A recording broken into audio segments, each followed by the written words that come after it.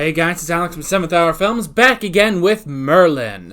Last time on Merlin, we had The Witch's Quickening, where Mordred had teamed up with a guy named Alvar, and they wanted Morgana to find this crystal. What was it called? There it is. The Crystal of Neotid. That's right. I wanted to find this crystal because it held the secrets of time, if used properly. And they were going to use it to overthrow Uther. And through all of this, Morgana started to be swayed by Alvar and is now totally against Uther and wants him to die. Yeah.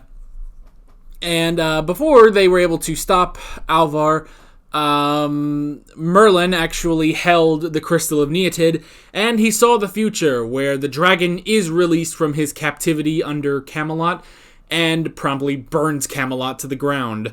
So, yeah, and then at the end we had the dragon calling out to Merlin so that he can finally be freed. So, yeah, it's getting a little intense here on Merlin. So yeah, we are at the penultimate episode of Season 2. Isn't that amazing? We're already there, man. We're already there. We're getting through this show, all right. Yeah, I think that's a good enough recap. One thing I do want to say before we get started here, if you've watched any of my videos from this week, you will know that I am actually not uploading any videos next week. So, no Death Note, no Doctor Who, classic or otherwise, no My Hero Academia, and no Merlin next week. Just 1 week, that's it. I know this is very kind of poor timing because we're right at the finale to this season, and I'm sure it's going to be intense and amazing, but we are going to wait 1 week. Just 1 week, basically. So yeah, we are going to take 1 week between this episode and the next episode, and then we'll just be back to normal pretty much. Yeah, this is also where I say that if you want to watch my reaction to this episode of Merlin, unfortunately it is not held in this video. It's not viewable in this video due to copyright reasons, so you head down to the description or to the pinned comment on this video. There'll be a link, you click it, it'll take you to my reaction highlight, which has all the footage in the corner, it's all edited and nice and good, and when you're done with that, hopefully you have a good time watching that reaction highlight, you can pop back over here for the discussion. So yeah, with all that being said, let's get right into this episode of Merlin. Here we go.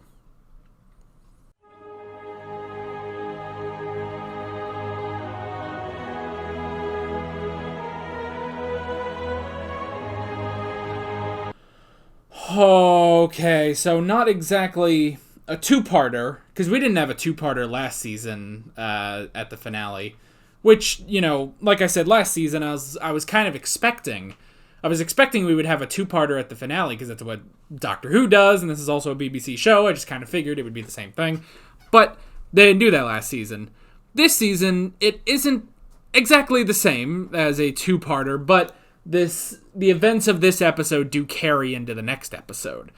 But the next episode will definitely be different. Oh, man, oh, man. Oh, my arm is killing me. Ah. Oh, God. Oh, boy, oh, boy, oh, boy, oh, boy, oh, boy. The dragon has been set free. I mean...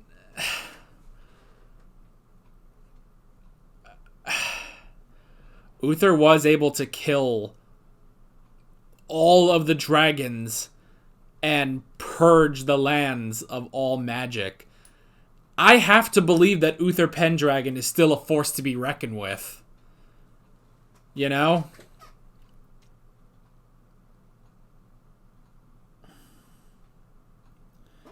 I have to assume that he's still a force to be reckoned with.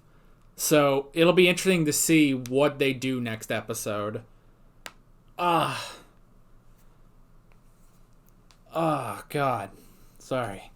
All my hands are cracking. Oh, man, oh, man. This was a kind of spooky episode, actually. Like, with everyone just sort of laying there, you know, not dead, but, you know, knocked out. And kind of centering us just on Merlin, Arthur, and Morgana. Man, oh man. Okay, so the first thing I wrote down was the title of the episode. Did I spell? Not exactly, but it's pretty close. I think I just added an extra letter. But the Fires of Idirsholas. Idirsholas. Something like that. That's kind of how they pronounced it. That was interesting, and then leading into... Okay, what were the knights called? Let me go back and find out. What is it you have to tell me? Why we do go inside? Let's burn the knights of Medea. Medea. Okay, not nadir. Okay, let me...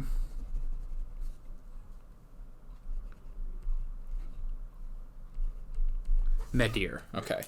One of the disadvantages to not having subtitles on while I watch these shows, but it just doesn't work out like the way I record. So, okay, so the Knights of Medea. Interesting concept. These invincible knights that serve, and they used to be Knights of Camelot that were, I guess, transformed by a sorceress, and were only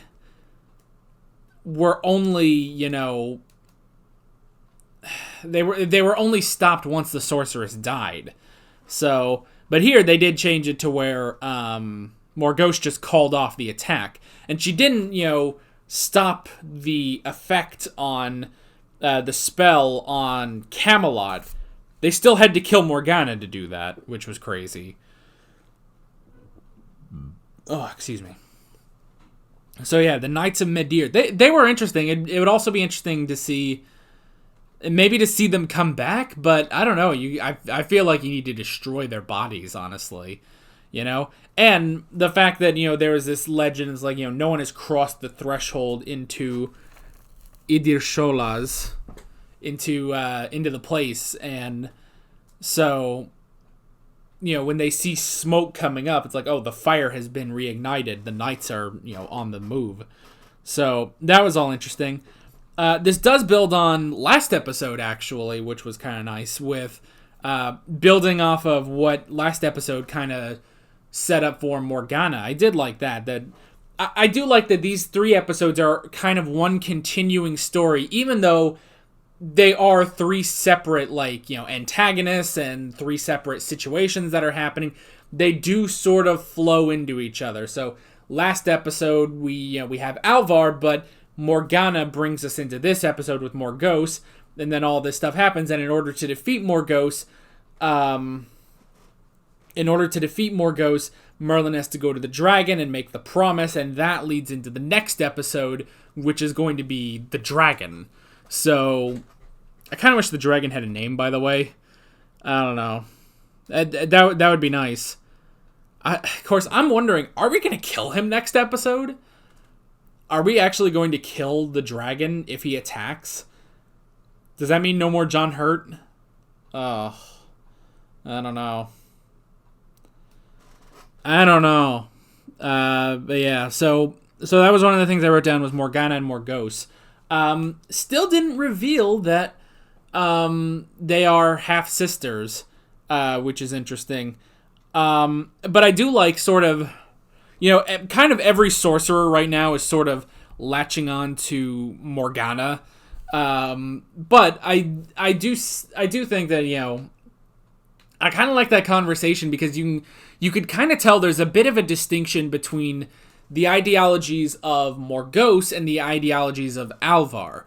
And yes, technically you can say, well, Morgos is, just using Morgana to achieve, as a means to an end, basically.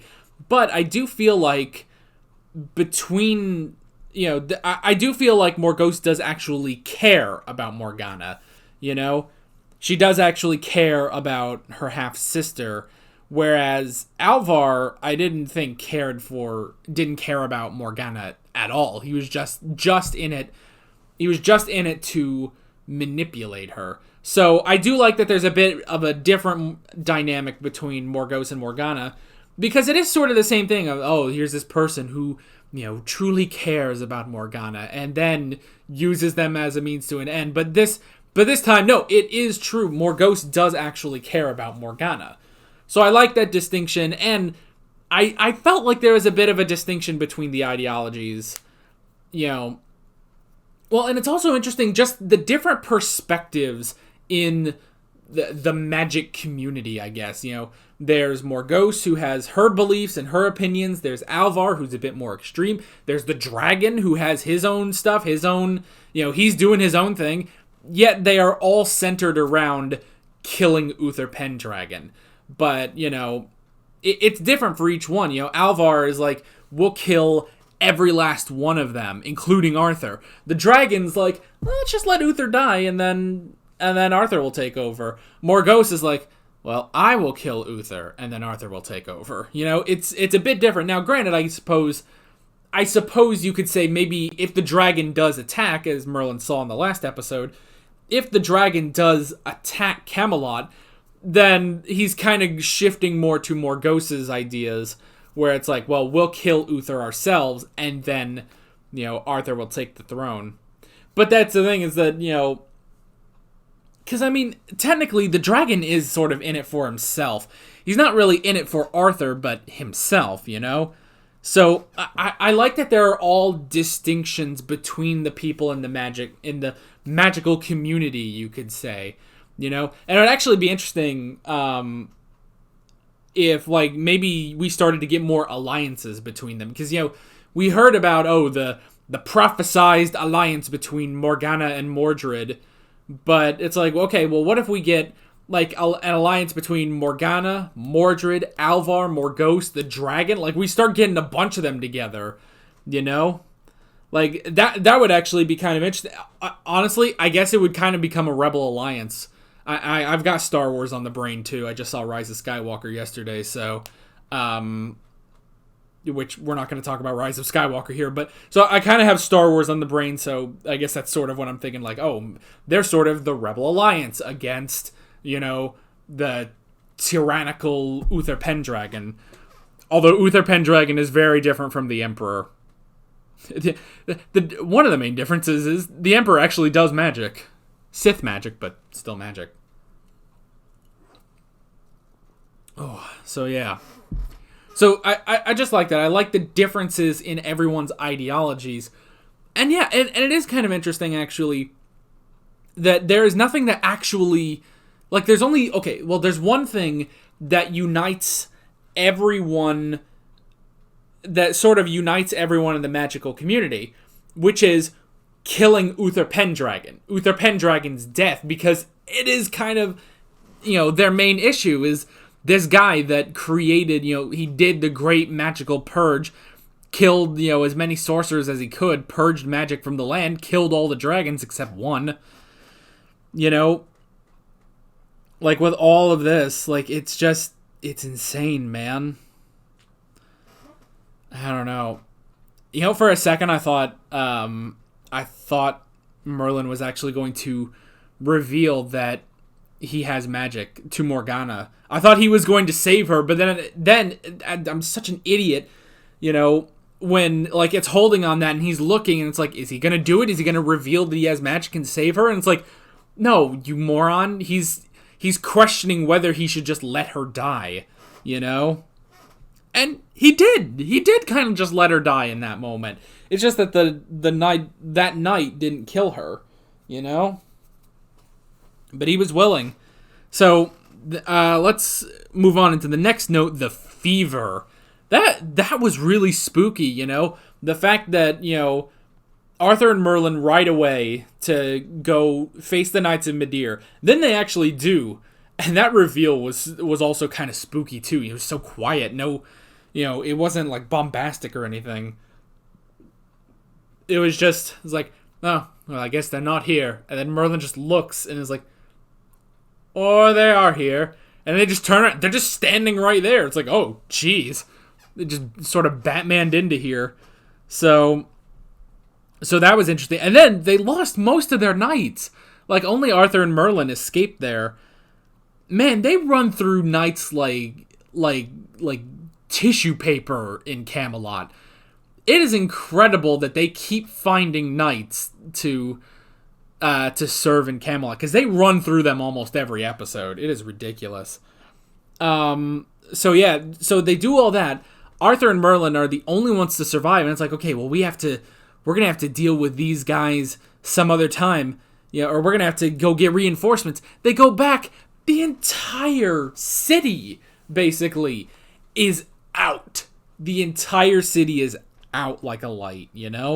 That was spooky. Just walking in, just the eerie quietness, and just seeing bodies everywhere, including Gaius, including Gwen, including Uther, not including Morgana, which raised a lot of red flags for Arthur. So yeah, the fever, which I guess, like, okay, is this part of what happens with the Knights of Medea? Like, is this just what normally happens? They ride across the land, and then, a fever sets in, knocking everyone out, and then they go kill who they need to kill. Like, is that why they're that dangerous? Which, it's kind of like, I kind of thought they were just going to be that dangerous, but I did like this. It was different, because we've had a lot of times where it's like, oh, the villain is coming to Camelot, and Arthur has to get his men, and he does the, he's got his sword or a spear or whatever, and he kind of like, walks up to them and then fights and stuff, So this was different. The fact that it's like, they had to keep hiding, So that was interesting. We'll talk about the promise in a minute, which was the next thing I wrote down. But after that, the next thing I wrote down was the vessel and hemlock. So, yeah, which I guess also ties into the next note. I wrote down resolve and then hard calls. Kind of Merlin's resolve to save Camelot, and save Arthur and Uther. Because he's just a good man, Excuse me. Oh. So, yeah, that was pretty crazy. Learning that in order to do this, you need to defeat... So there is a living vessel, that's causing this enchantment, basically. And that, immediately, it's like, oh, it's Morgana then, So, which is another thing, it's like, okay, yes, does Morgause honestly care about Morgana? Yes, I believe she does. But she is still using Morgana as a means to an end, And it would be interesting to actually see Morgana after this episode. I feel like we're kind of missing that, because it makes you wonder. It's like, okay, she was just used to kill people. Well, to knock out all of Camelot so that they could kill people. It's like, that's pretty crazy, What does that do to her? Does that affect her? Does that make her, start to question Morgause? Maybe. We don't know. We didn't see that. But, on the other hand, she just witnessed Merlin trying to kill her. If she's saved, then she will come back with a vengeance against Merlin. Because she knows that it was him that poisoned her. So, yeah, so it's just one of those things like, oh, I kind of wish we kept that reaction. We didn't see that. They just escaped. We didn't see what happened to them afterwards. And maybe we'll go into that in the next episode. But honestly, I feel like the next episode is going to be more focused on the dragon than on Morgause. So maybe Morgause can come back next season. Maybe Morgause and Morgana will, like, team up to become the, like, overarching villains of season 3, because technically I guess we've had sort of 2 overarching villains this season. In Morgause, who has now appeared in 2 episodes, and the dragon, the looming threat of the dragon with trying to escape and stuff. So yeah, it's definitely interesting, like, to think about that. They're both kind of our overarching villains, but our final villain, I feel like, is going to be the dragon and not Morgause. Whereas last season, we did have an overarching villain. One overarching villain, and that was Nimue. And Nimue was sort of the villain at the end, And, she thought, like, okay, well, she thought her destiny was to kill Arthur, but Arthur has another destiny, So she kind of, even that's the other thing, is that she wasn't even the villain at the end. She was just sort of, she's just kind of doing her job. But this time around, it is sort of both Morgause for being in 2 episodes and the dragon for being sort of this looming threat and now being our villain for the finale. So that's interesting. So yeah, it's possible that perhaps I don't see Morgause and Morgana coming back next episode, because I feel like I feel like we're not in their story anymore. I feel like the next story has to be completely centralized around the dragon. And so this episode sets up the next season. I feel like next season will definitely be Morgause and Morgana. So, which sucks. I do think that sucks, because I love Morgana. I love Morgana, and I wish she didn't have to become a villain. I wish that Katie McGrath would stop playing good girls that became villains. Like, why does she keep getting the exact same role? It's the same thing in Supergirl, where she's Lena Luthor. It's the exact same role, and it's driving me insane that they keep turning this good girl bad. Ugh. Although in Supergirl, she, for the most part, does play a good bad girl, but nah. I mean, it'll be interesting seeing if Morgana, and that's the other thing, if Morgana can be redeemed, I feel like she still could.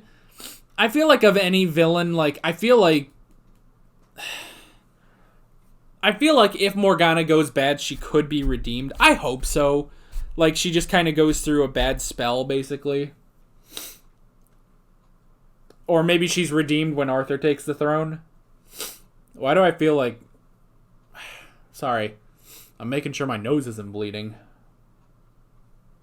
I guess I'm good. Sorry, I felt something. I was like, is my nose about to start bleeding? But no, it's good. All right. So, yeah. So, the Hemlock... And Merlin, and that was sort of a chilling scene too, where, she finally does drink it, and then, Merlin is just standing there, and when she starts to choke, and he just turns around with this look on his face like, oh, yeah, this is the thing, this is the first time that he has actively tried, and technically actively succeeded in killing someone, more than just, using the blow shit up technique against the guys from last season. I don't remember. In the Gates of Avalon. It's different from, his blow up spell that he normally does, but it's like this one was straight up, because, we had that episode, I think it was last season, where and I think we talked about this last episode too. But last season, when he was talking to Gwen about, he was being sort of tempted to just let Uther die, and so it was sort of like that, but now it's even, worse, because he had to make the hard call to just straight up kill Morgana, and just that look he gives her, when she starts to choke, it's like, it's anger towards her for, what she has done, but also you can see it breaks him apart. It hurts him that he has to do this. So, and he does that without expecting Morgause to call off the attack. It's only when Morgause goes in there that he tries that angle. It's like, well, call off the attack and I will give you the poison so that you can cure her, And then she does, and because Morgana is technically dead at that point, so everyone starts to come back to life, and he gives the Hemlock, and the two of them leave.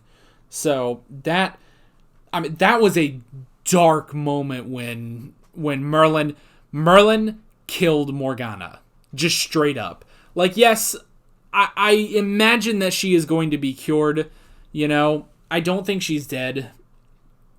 But that was a dark, dark moment for Merlin, that he actually had to kill someone, you know?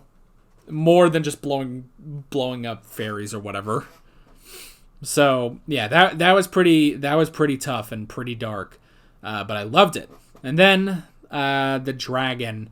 So he had to promise, he had been promising this whole time, I'll let you free, I'll let you free. And the dragon at this point is like, yeah, I don't believe you. You're not going to do it. And so he had to swear on his mother's life. It's like, yeah, he's serious. He has to do it now. He has to, He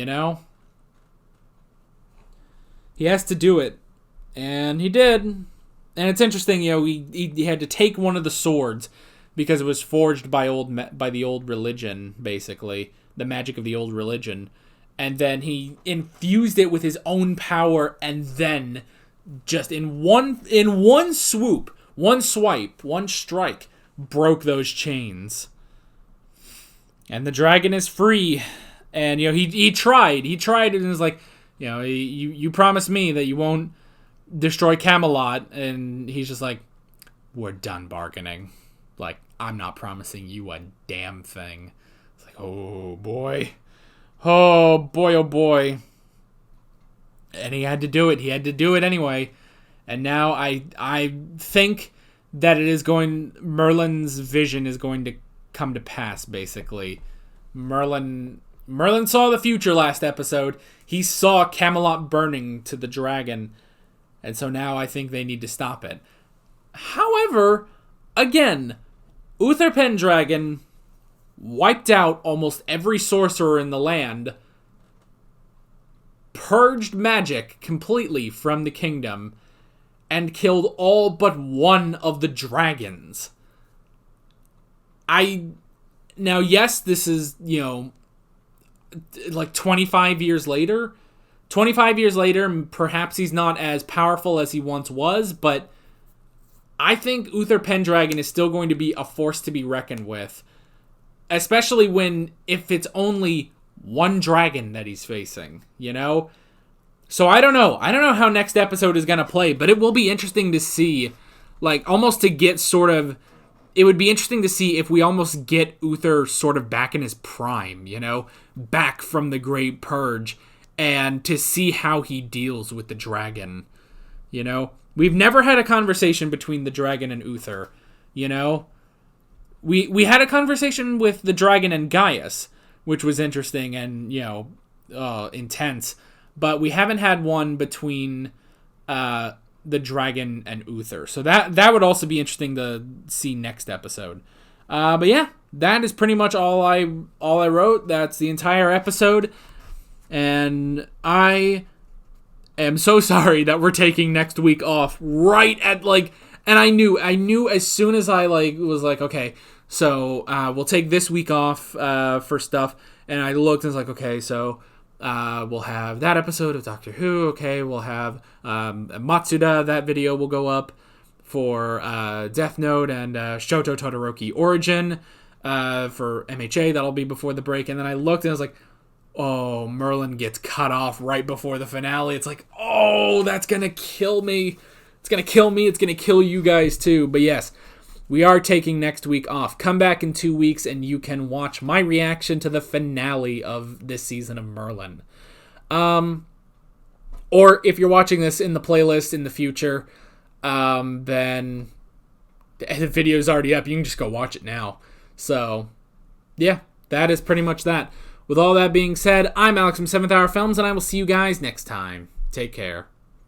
Alright guys, thanks for watching this video. If you want to watch more of my Merlin reactions, you can click on the playlist, you can subscribe if you haven't done that already, and be sure you hit that notification bell. You can support me on Patreon and follow me on social media, links below in the description. See you guys later.